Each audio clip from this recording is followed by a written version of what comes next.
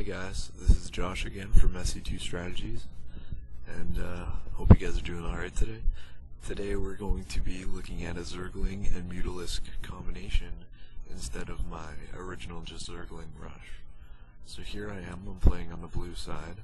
My opponent is also playing as a Zerg, and he is on the northeast corner of the map. So here I'm on faster times 3 in replay mode.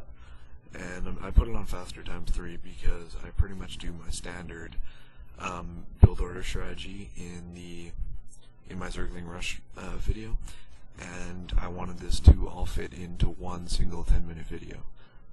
So here it's just fast forwarding. I send my created overlords not to scout the base because I already know what race and where he is. I just set it to scout the top and bottom entrances to my base via air, so I can see whether or not he's going to bring in any air units later on in the match. So here I create 2 extractors, begin to gather Vespin gas, and then shortly after I build my first spawning pool in just above my hatchery. So as we see here, my third overlord comes up. We just see a lot of random drone movement. It's hard to sort of figure what anything else is doing. So here I send a drone to build in my natural expansion, and one of my overlords to scout the entrance to the singular entrance to my base. So here I get my drone to start my spawning pool about 4.5 minutes into the game. And as I'm still just gathering minerals to push with my Mutalisks, and because they take a lot of gas to build it, I believe it's either 100 or 150 Vespin gas per Mutalisk that you need, also with 100 or 150 minerals along with that. So here I start the production of my Zerglings, and I also begin to build queens at both my bases in a short while. So here I switch it down to normal mode once I get my first Zerglings out, just so you can see exactly what I'm doing now. So I set them to rally at the ramp under my overlord into my natural expansion. And my natural expansion isn't to gather minerals at this point, because I have enough gathering in my main base. I'm using them more to just to scout, and also just for the extra 3 larvae to create my Mutalisks and get my army going. So we see here at my ramp, because I don't have a big enough defense, I build a spine crawler just before the ramp. So this will provide a little bit of protection along with my Zerglings. I think now is the time that I start my queens. Oddly enough, this was a while ago before I realized how useful the queen ability to spawn more larvae is, and I haven't made full use of that in this replay. So as we see here, I'm still just making Zerglings. I'm waiting, and then I'm about to build my spire soon. So I believe I have a good 20 or so Zerglings, maybe 30 at this point. Which is pretty good. Sorry, Seb. No? I didn't quite see that, but alright. I do my editing in Premiere Pro, and that's how I watch it, so I didn't really see the unit count there. So as we see some more Zerglings get ready and head out to my entrance ramp to my natural expansion. Here I start building my spire, and the spire enables me to create Mutalisks. At this point, I've also upgraded my main hatchery to a layer and researched metabolic boost, I believe. Something metabolic in the spawning pool.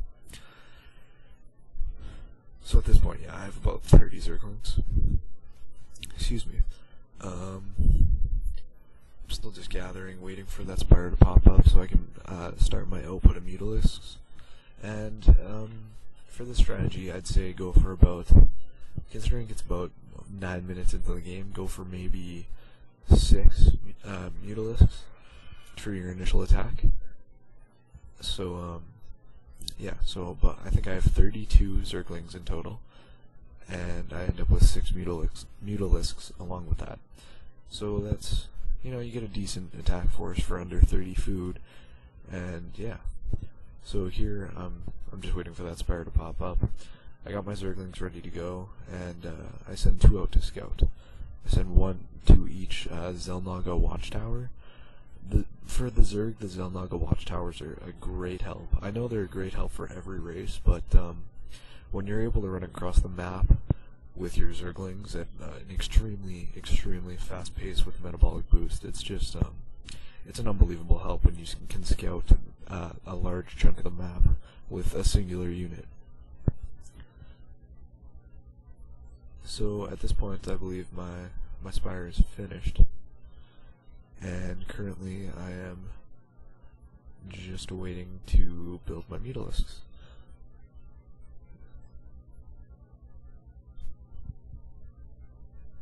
So at this point, I am unsure of what my opponent is doing. I believe that they have expanded into their natural expansion, but I don't believe they have built a large output of Zerglings and are probably teching up to get Broodlords. Possibly. That is a very common strategy for Zerg players. It's usually Hydralisk, Mass, or you get a couple Broodlords and just swarm, because the Broodlord strategy, which I will be creating a video on after this, is very effective, especially against Protoss players, which I'll also comment on in my next video. So here, I made a little mistake, and my Overlord was in the way of me trying to select my attack group. So as we can see, I move up to the opponent's ramp, and I have it on player cam, by the way, so I'm not actually controlling. And I see the foundation of a natural expansion. He just has his hatchery up, so it's not much to deal with. Also, he's building a building right below it, which I'm unsure of what it is. The little broodlings are actually pretty nasty when you're destroying an opponent's hatchery. They do quite a bit of damage. As we see, they're all still behind my Zerglings, but they die fairly fast. More due to the fact that they're on a timer than they actually are fairly strong. Here we see my opponent using spine crawlers to attempt to defend his base, and they're not very effective, especially since he has them uprooted. I don't even think they may get off 1 or 2 attacks each before they get destroyed by my Zergling Mutalisk combo. Here I surround the queen, and at this point I noticed that my opponent had basically no defense whatsoever, which is fairly, for lack of a better term, pathetic at 12 minutes into the game. And we see that he had about 12 Zerglings and 2 spine crawlers. Here I take out his hatchery, or lair, whichever it was, and just begin to tear apart his buildings and kill his workers. We see a roach that pops up. He doesn't last long. And then my units continue to harass his workers and start to take out his buildings.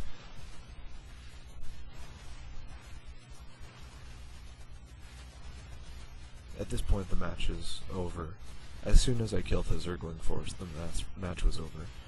And if you notice in my base, in the minimap, I haven't even started to create reinforcements in case I don't finish them off, because I just know that there's going to be no retaliation from my opponent. If you want, leave a comment and I can upload another video just commenting on my opponent's strategy and basically point out the errors in what he did in this match. And if that's a common thing that you guys would like, then I can continue with that. It's nice to see both sides of a battle, especially in an RTS.